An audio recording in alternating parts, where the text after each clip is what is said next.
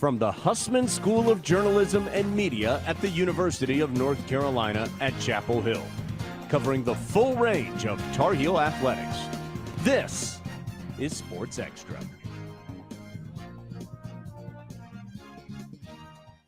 If there's one thing we learned this weekend, it's that UNC versus NC State is not a rivalry. Good morning and welcome to Sports Extra. I'm Joshua Dolgoff. And I'm Barbara Joy Tillman. Thanks for joining us. On Saturday, the men's basketball team hosted the NC State Wolfpack, and it was a game to remember. RJ Davis had a night. The guard's three-point efficiency and ability to get to the line helped carry the offense in the first half, as he racked up 26 points. Armando Bacot couldn't be stopped in the paint, scoring 23 points and grabbing at least 18 rebounds. And that wasn't all he accomplished. Not only did he beat UNC legend Billy Cunningham's double-double record, he also became the leader in career rebounding, surpassing Tyler Hansborough, and Psycho T was right there to pass the torch. Here's what Bacot had to say about his historic night. I would say probably just a weight was off of my shoulder. I mean, all game I was really just trying to go out there. And I thought early on I got a good start, getting a good amount of rebounds. Then I picked up that second foul, and I was like, whoa, just not trying to get in foul trouble, but trying to stay in the game too and be aggressive. And then I got lucky. They missed a couple shots, and then I got the last rebound. During those two huge milestones in the same game, let's go to basketball analyst Jay Banzette. Jay? BJ, the senior big man further etched his name in Carolina basketball lore on Saturday against the Pack, breaking the program's all-time rebounding and double-double records. Let's take a look at how he did it. So off the opening tip, RJ Davis has the ball. They're going to set a screen for Bacot, get him in the short corner, and they're going to clear it out. Watch RJ go through. Leakey's going to clear through. This man right here is going to double off of Leakey, so Leakey's going to crash to the weak side of the paint. Caleb's going to rotate over. Armando has a couple options. He can dump it off, kick it out, or go one-on-one like he's going to choose to do. He's going to dig his right shoulder in, feel out, beat DJ Burns. A lot bigger than Bacot, which is kind of rare to say. So Bacot's going to regroup himself, spin to his left shoulder, throw the right hook shot up for his first points of the game. Later in the game, they're going to inbound the ball directly to him. You'll see him right here. He's going to square up immediately, but Burns is out of position. He's going to get inside the paint. You'll see him take a bang off Burns, go off the glass for 2 more points. And then the third basket we'll look at is big-to-big passing. Pete Nance at the top is going to throw it down to Bacot, immediately going to get to his right shoulder against Burns again. Going to throw it off the glass for 2 more points on the afternoon.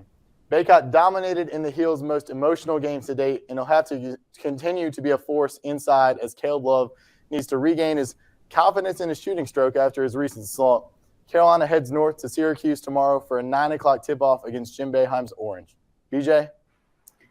Now, Jay, of his 61 double-doubles, 2 of them have been double-doubles. He scored at least 20 and pulled down at least 20 rebounds in those 2 contests.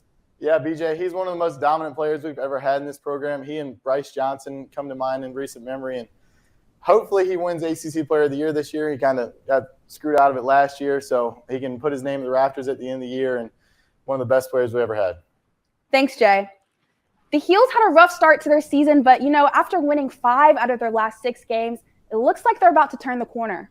That's right, BJ. And the women's team is on fire, too. Coming off a 3-game win streak, the Carolina women's basketball team took on number 13 Duke on Thursday night. The crowd at Carmichael was electric. I was there as well. And it helped the Heels lead 10-0 early in the game.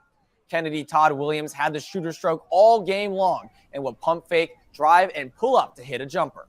Alyssa Usby also had a day as well and got right to the rim to finish at the cup for 2 of her 16 points. Usby put the Heels up 39-31 with a minute left in the third. The ball movement by the Heels was crucial to their success as Deja Kelly passed to Usby, who found Todd Williams alone in the corner to nail the 3 that had the crowd roaring. Kelly finds Usby open in the low post, and she continued her success in the paint with a layup to put the Heels up by 6 in the third. Let's head to the fourth. Deja Kelly with the defense all over her. Lost her defender after a good screen from Anya Poole and hit a 15-foot jumper and blew a kiss to the Blue Devils with 2 minutes and 33 seconds left to put the Heels up 7. The Heels go on to win 61-56. And Carolina finished up a successful 3-game homestand against Georgia Tech Sunday afternoon in Carmichael Arena. The Tar Heels got off to a fast start with guard Deja Kelly leading the way, hitting a 3 from the top of the key and a step-back jumper at the first quarter buzzer to put Carolina up 7. Kelly kept the Heels rolling with a three from the corner, and guard Eva Hodgson re-energized the arena with a tough layup through contact. With seconds left in the half, Kelly hit her second buzzer beater of the game to up the Heels' lead to 9. In the second half, guard Alyssa Usby began to make her presence felt in the paint with back-to-back layups to increase Carolina's lead to double digits. Jump shots from Kelly and Hodgson put the game out of reach as the Heels went on to win 70-57. Carolina will be in Pittsburgh to take on the Panthers Thursday night. We're starting to do the things that we know we have to do, and there's a little bit of a nuance to offense, right? Because it's a collective, and they're starting to cut at the right times, screen at the right angles. In these next games is just, treating everyone the same, not really having a drop off as far as mentality. Why have the Heels been playing so well lately? Let's ask women's basketball analyst JJ Jones. Thanks, Josh. The win on Sunday was Carolina's 5th Atlantic Coast Conference win in a row. The Tar Heels are currently 5-3 in ACC play and 14-5 overall. The start of conference play for the Heels wasn't great, with UNC suffering through a 3-game losing streak to conference foes Florida State, Virginia Tech, and Miami. Now let's take a look at their play throughout that losing streak. Communication is key, and for the Heels right here, there was a lack thereof.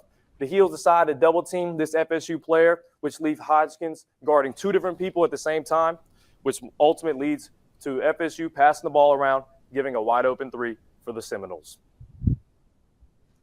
However, Coach Banghart must have given her players some of MJ's secret stuff following the loss to Miami, because her Heels have been playing lights out as of lately.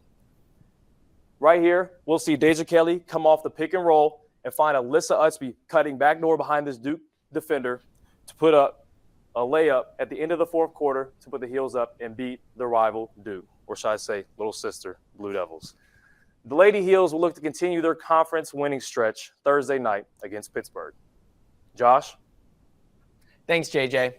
The most successful team on campus in the past 5 years is without question field hockey, with 4 natties in that time. Mason Murr looks back at the career of the woman who led it all, Karen Shelton. 42 seasons, 25 ACC titles, and 10 national championships. The winningest coach in Carolina field hockey history has officially retired. The Queen of Carolina Athletics started coaching at UNC in 1981, built an elite program, and put Carolina on the map. I've just been trying to make Carolina proud of our program. That's always what's driven me, is to make our university proud of our program by winning championships and doing it the right way. That's what drives me. Coach Shelton has watched hundreds of players walk in and out of her locker room, but the 2022 squad made her last season special. I love this team, not more than any other, but I thought this was the most mature, it was such a good group. So it was my favorite year. Like your children, you don't like to have favorites, but because of the staff, the team itself, the drama-free environment, it was my favorite year. Her 6th undefeated season proved once again that hard work pays off. Get out there, go after it. You play with a relentlessness, and I think this team did that. And they didn't have to win, but they wanted to win, and they showed their fury. Karen Shelton just added a ring to her huge collection, and Sports Extra was able to capture every moment this season. I'm Mason Murr reporting. Our 30 for 30 documentary, Play Today, will premiere in early March, highlighting Coach Shelton, Aaron Madsen, and the rest of the 2022 championship team. The Carolina fencing team went up north to compete in the Philadelphia Invitational this weekend.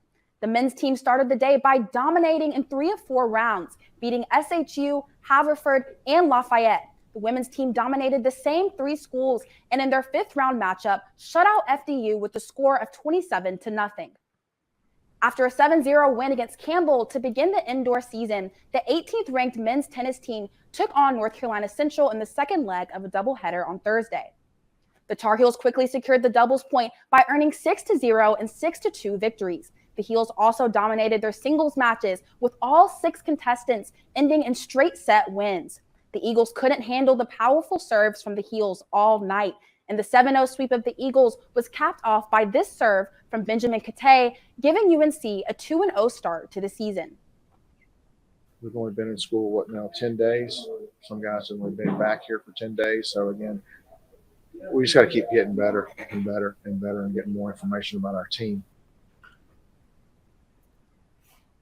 And on Sunday, they took on 9th-ranked South Carolina. After the Gamecocks took the doubles point, the Heels came for revenge in the singles and reeled off 3 straight wins to go up 3-1. Unfortunately for Carolina, the Gamecocks rallied to win the last 3 singles points, coming out on top 4-3. On the women's side, the Heels hope to keep the win streak going against number 15 Auburn on Sunday. Carolina quickly took the doubles point. Then in singles, the Tar Heels won 5 out of 6 matches. Number 8 Carson Tangelig clinched the match for the Tar Heels with a victory on court 2 as the Tar Heels win 6-1. Let's take a look ahead with tennis analyst Kyle Lobenhofer. Kyle?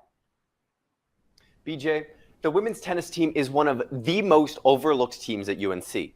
When thinking of national champions, the teams that come to mind are the defending national champions women's lacrosse team and the 4 national championships in the last 5 years field hockey team. But we should be talking more about the back-to-back defending ITA national indoor champions UNC women's tennis team. In the fall, junior Fiona Crawley became just the second Tar Heel to win both the ITA All-American Championships and the ITA National Fall Championships in the exact same season. The team is currently ranked at number 2. The Heels have 3 players ranked in the national top 10, with Fiona Crawley at number 1, graduate student Abby Forbes at number 5, and sophomore Carson Tangelig at number 8. And let's not forget, Carolina was without 2 of the top players in the country in the fall and still earned the 2nd spot. Senior Elizabeth Scotty was ranked at number 12 before getting injured, and the number 1 high school recruit, freshman Reese Brantmeyer, didn't get to play at all in the fall because of an incomprehensible NCAA ruling regarding how she tracked her expenses. With 3 Tar Heels already ranked in the top 10 and Brantmeyer and Scotty returning to play, I am anticipating big things this season. Carolina is already 7-0 to start the season, so it's going to be a thrilling ride. BJ? So Kyle, as if to prove your point, which 2 players were off the court first in the singles to give Carolina a 3-0 lead against Auburn? Those players would be Brantmeyer and Scotty. Well, it definitely sounds like the team has a lot of potential this season, and I know we'll have to keep an eye out for them. Thanks, Kyle. On Friday, the North Carolina men's wrestling team traveled to Duke to begin the ACC dual schedule. The 28th ranked Heels came out of the gate on fire and never looked back, winning their first 8 matches.